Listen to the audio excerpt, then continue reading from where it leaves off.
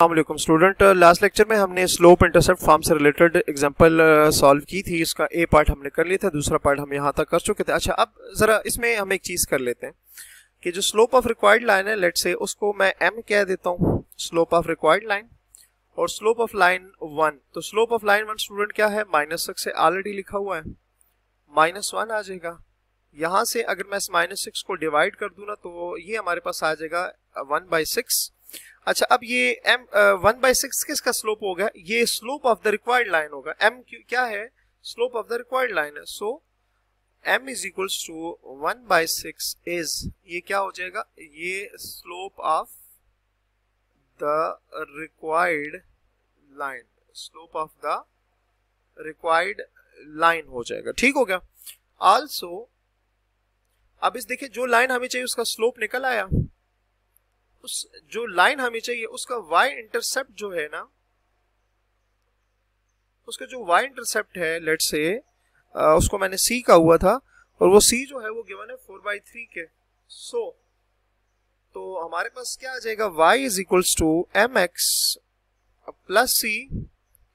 इसमें values put करें student, तो y एज इट इज आ जाएगा। m की वैल्यू हमारे पास क्या है, 1/6, x प्लस c की वैल्यू स्टूडेंट क्या है, 4/3, और उसकी क्या है 4/3। अच्छा, यहां तक भी ठीक है।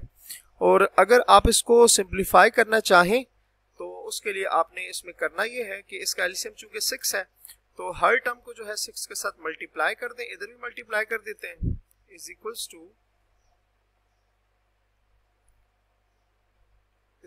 टू यहां पर भी मल्टीप्लाई कर देते हैं, 1/6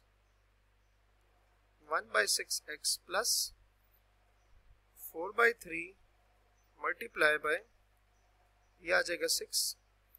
तो यहां से स्टूडेंट सिंप्लीफाई करें तो ये आ जाएगा 6y is equals to 6 and 6 cancel, plus 3 2s are 6, तो 4 2s are 8 हो जाएगा।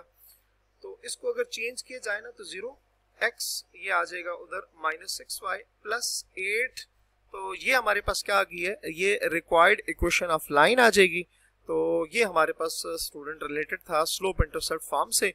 अच्छा, नेक्स्ट जो हमारे पास है सेकंड जो फॉर्म है, वो उसको कहते हैं point slope form. Point slope form, point slope form of, point slope form of equation of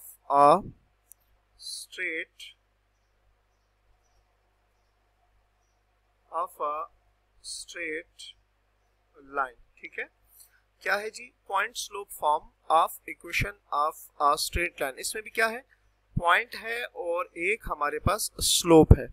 तो इसमें ना अगेन उसी तरह से हम कोऑर्डिनेट एक्सिस ड्रॉ करेंगे।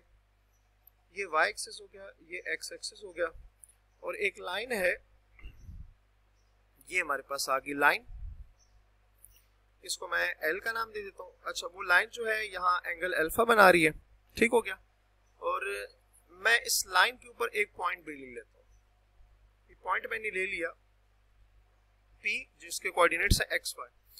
अच्छा, अगर ऐसी स्टूडेंट, अगर आपके पास एक लाइन हो स्ट्रेट, जिसका एक पॉइंट आपको पता हो, और यहां से अगर आप उसका स्लोप निकाल लें, मींस अल्फा निकाल लें, ठीक है, क्योंकि अल्फा गिवन है, तो m is equal to tan alpha होगा। तो ऐसी लाइन कि जिसका आपको एक पॉइंट गिवन हो, जिस पॉइंट में से वो लाइन गुजर रही हो, और उस लाइन का स्लोप गिवन हो, तो उसकी इक्वेशन फाइंड करने के लिए जो हम फार्मूला यूज करते हैं, आप कह सकते हैं फार्मूला, उसको कहते हैं पॉइंट स्लोप। ठीक है, वो उसको आप क्या कहते हैं, पॉइंट स्लोप, आप उसको क्या कहेंगे। अच्छा, अब वो है क्या, वो जो हमारे पास स्टूडेंट आएगी ना इक्वेशन, वो इक्वल होती है m, बल्कि y माइनस y1, बल्कि इसको ना हम इस तरह से करते हैं कि ये आपके पास p कर देते हैं, और यहाँ पर जो है एक पॉइंट और ले लेते हैं q। इसको मैं कह देता हूँ x1 एंड y1। अब देखिए, इस p में से भी पास हो रही है, q में से भी पास हो रही है। P को हमने xy का, जबकि Q को हमने x1 y1 का। तो अब आ जाएगा यहाँ पर आ जाएगा m, चूंकि हमारे पास स्लोप होगा, और यहाँ से आ जाएगा x माइनस x1। ठीक है। अच्छा, equation of straight line find करने का ये वाला फार्मूला कब अप्लाई करते हैं? जब आपको किसी लाइन का एक पॉइंट गिवन हो और एक उसका स्लोप गिवन हो, तो आप स्टूडेंट क्या कर सकते हैं कि ये जो टाइप है ना, या ये जो इक्वेशन है, आप इसको यूज कर सकते हैं, तो इसमें कोई मसला नहीं होगा। अच्छा जी, अब आ जाते हैं जी इसको एक एग्जांपल के थ्रू समझने। एग्जांपल में हमारे पास है कि right down an equation of straight line passing through 5 1 parallel to the line passes through the point 0, और ये 7 आ जाएगा। ठीक है। अच्छा, इसमें हमारे पास क्या है, क्या करेंगे इसमें कि हमारे पास यहां से होगा एग्जांपल। चलिए नेक्स्ट पेज पे इसको कर लेते हैं। अच्छा स्टूडेंट, एग्जांपल में क्या है कि right down an equation, write down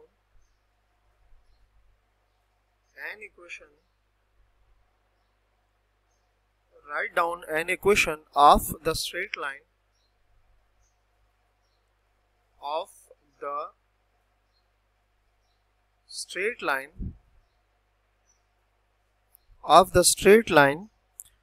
passing through a point passing through a point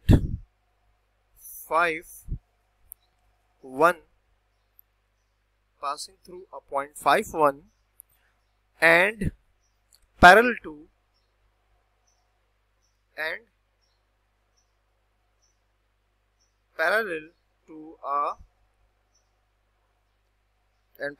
a line passing through 0 minus 1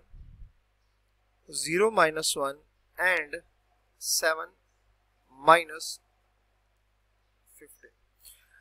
अच्छा स्टूडेंट, इसमें सिचुएशन कुछ इस तरह से कि हमने एक स्ट्रेट लाइन की इक्वेशन फाइंड करनी है। वो जो स्ट्रेट लाइन है वो एक पॉइंट में से पास हो रही है, मतलब वो जो स्ट्रेट लाइन जो हमें चाहिए वो इस पॉइंट में से पास हो रही है। अच्छा, एक हमारे पास एक और लाइन है कि हमारी ये जो रिक्वायर्ड लाइन है ना, वो उस लाइन के पैरेलल है, मतलब जो लाइन हमें चाहिए वो वाली लाइन एक और लाइन के पैरेलल है, और वो जो और लाइन है वो इन दो पॉइंट में से क्या हो रही है, पास हो रही है। तो नेक्स्ट लेक्चर में हम इंशाल्लाह इस एग्जांपल को कंप्लीट करेंगे। अपना बहुत सारा ख्याल रखिए। अल्लाह हाफिज।